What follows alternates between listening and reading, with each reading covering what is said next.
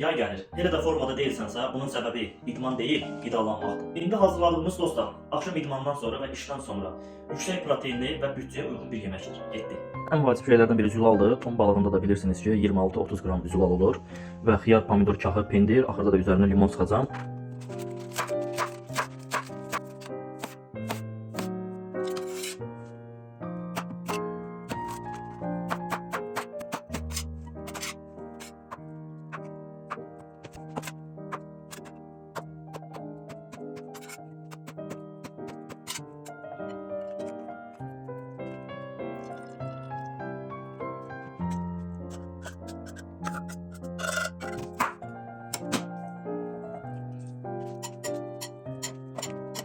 Bahalı deyil, çətin də deyil.